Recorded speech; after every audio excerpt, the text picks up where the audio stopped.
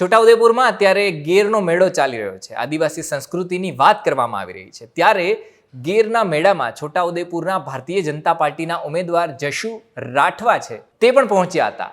જોઈએ વિડીયો. સૌને નમસ્કાર. હોળીનું પર્વ એટલે આદિવાસીઓનો મુખ્ય તહેવાર અને હોળીના પર્વ મનાવવા માટે આદિવાસી કોઈ પણ દુનિયાના ખૂણામાંથી પોતાના વતનમાં આવતો હોય છે. ત્યારે હોળીના એક અઠવાડિયા પહેલાં ભંગુરિયાના મેળા અને હોળી પછીના 5-6 દિવસ સુધી પાંચમના મેળા ભરાતા હોય છે. ત્યારે આજે અમે કવાંટની પવિત્ર ધરા ઉપર કવાંટની ગેરનો મેળો જે વિશ્વ વિખ્યાત મેળો તરીકે છે એમાં મારા સૌ આદરણીય વડીલ આગેવાનો આદરણીય રામસિંહભાઈ રાઠવા સાહેબ, આદરણીય નારાયણભાઈ રાઠવા સાહેબ, આદરણીય ગોવિંદભાઈ અને સન્માનિત આગેવાનો સાથે આજે આ મેળાની મોજ મજા માણીશું.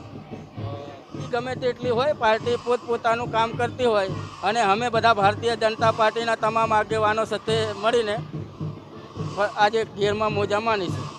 એ તો હવે પોતપોતાનું પક્ષ પોતપોતાનું કામ કરે.